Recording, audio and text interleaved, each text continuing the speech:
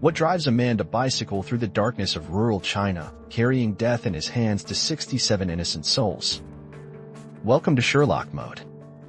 In the quiet villages of Hunan province, where farming families slept peacefully under starlit skies, no one could imagine that evil was cycling through their streets. This is the story of Yang Xinhai, known as the Monster Killer, China's most prolific serial killer since 1949. Born on July 17, 1968, in Jingyang County, Hunan Province, Yang Xinhai entered the world into crushing poverty. The youngest of 4 children, Yang's family was among the poorest in their village of 2,000 households. His parents described him as clever but deeply introverted, a child who kept his thoughts locked away from the world. In 1985, at just 17 years old, Yang made a decision that would change everything. He dropped out of school and refused to return home. Instead, he began wandering across China, working as a laborer, drifting from city to city like a ghost with no destination. But survival in 1980s China was brutal for the poor. Yang's desperation led him down a darker path. By 1988, at age 20, Yang committed his first crime: theft. He was caught and sentenced to a labor camp in Xi'an, Shanxi province. 3 years later, in 1991, Yang was released. But freedom didn't reform him. He was arrested again for theft in Shijiazhuang, Hebei. After his second release, Yang's crimes escalated. In 1996, he was sentenced to 5 years in prison for attempted rape. Prison had changed Yang. When he was released in 1999, something dark had awakened inside him. What happened next would terrorize 4 Chinese provinces for 4 long years. Yang's first victims were an unnamed farming couple. He broke into their rural home at night, wielding a hammer. The brutality was unprecedented. Yang showed no mercy, no hesitation. He killed with mechanical precision. What made Yang truly terrifying was his method. He would bicycle from village to village, hunting for isolated farmhouses. He struck only at night, when families were asleep and vulnerable. No witnesses, no survivors, only death. Yang's weapons were ordinary farming tools turned deadly: axes, hammers, shovels, meat cleavers, whatever he could find. But Yang was clever. He changed his weapon for each attack, making it impossible for police to establish patterns. Even more cunning, Yang wore different clothes to each murder and shoes several sizes too large to confuse investigators. After each killing, Yang would dispose of his clothes and weapon, then walk or bike for hours to the next town. Yang's targets were always the same: poor farming families living in isolated areas, far from help. He would enter homes like a shadow, killing the husband first, then the children. He saved the wife for last. Yang often raped the women before killing them. His violence knew no bounds, no mercy for age or innocence. Entire families were wiped out: parents, children, grandparents. Sometimes 5 or 6 people in a single night. One of Yang's most horrific attacks occurred in October 2002. He targeted a family with a pregnant woman. Yang killed the father and his 6-year-old daughter with a shovel. Then he raped the pregnant woman, leaving her for dead. Miraculously, the woman survived with severe head injuries. She became one of only 5 people to survive Yang's attacks. In December 2002, Yang struck the Liu family in Hunan province. Liu Zhanwei, his wife, children, and mother. Only the 68-year-old grandfather survived because he slept in a different house that night. The old man found his granddaughter with a hole in her head. His wife could only blink her eyes before dying in the hospital. Yang later confessed he used an iron hammer to kill all 5 family members at 1 a.m. He buried the hammer by a tomb. After each murder, Yang would walk for hours to reach the next city. He never used the same hammer twice. For 4 years, Yang terrorized rural China.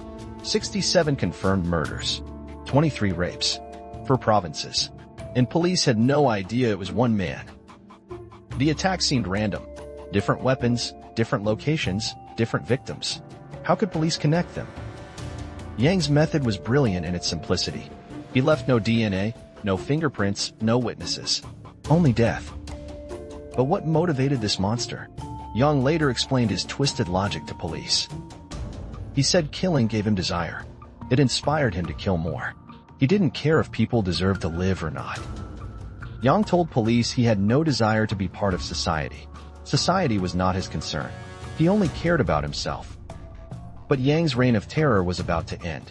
On November 3, 2003, he made a fatal mistake. Yang was at a nightclub in Songzhou, Hebei province, perhaps looking for his next victim. Police arrived for a routine inspection of entertainment venues. Just a normal check, nothing unusual. But when Yang saw the police, he panicked. He began acting suspicious, trying to escape through the back door. A security guard stopped him. Police noticed his strange behavior and decided to take him for questioning. At the police station, they ran Yang's name through their database. What they found shocked them. Yang Xinhai was wanted for murder in 4 provinces. His DNA matched crime scenes across central China. Faced with overwhelming evidence, Yang did something unexpected. He confessed to everything. On November 21, 2003, Yang admitted to 67 murders and 23 rapes. He provided details only the killer could know. Yang described locations, dates, weapons, victims. His memory was chillingly precise. The monster killer had finally been caught, but his capture brought no joy, only horror at the scale of his crimes. Yang's trial was set for February 1, 2004, at the Luoha City Intermediate People's Court in Henan Province. The trial was conducted behind closed doors to protect the identities of surviving rape victims. Yang's trial lasted less than 1 hour. He showed no emotion, no remorse, no humanity. He was found guilty of 67 murders and 23 rapes. The sentence was death. Yang declined to appeal his sentence. He accepted his fate with the same cold indifference he showed his victims. On February 14, 2004, Yang Xinhai was executed by firing squad in Henan Province. Yang's father, devastated by his son's crimes, told reporters that thinking of the changes in Yang terrified him. The poor family that had raised Yang could never have imagined their youngest son would become China's worst serial killer. Yang's execution ended a reign of terror that had lasted 4 years and claimed 67 innocent lives. But questions remain. How did one man kill so many people across 4 provinces without being caught sooner? The answer lies in Yang's methodology. He was patient, careful, and completely without conscience. He chose victims who lived in isolation, used different weapons, and left no evidence behind. Yang's crimes highlighted gaps in China's rural police communication and forensic capabilities in the early 2000s. His case led to improvements in interprovincial police cooperation and DNA database systems. Yang Xinhai remains China's most prolific serial killer since the establishment of the People's Republic in 1949. His story serves as a chilling reminder that evil can emerge from the most unexpected places. The families of Yang's 67 victims will never recover from their losses. Their pain echoes through generations. Let us analyze what we know about Yang Xinhai and his transformation from petty criminal to mass murderer. Yang's childhood poverty and social isolation created a foundation for resentment against society. His repeated incarcerations hardened him and severed his last connections to humanity. The rejection by his girlfriend after learning of his criminal record may have been the final trigger. Yang's intelligence, combined with his complete lack of empathy, made him the perfect predator.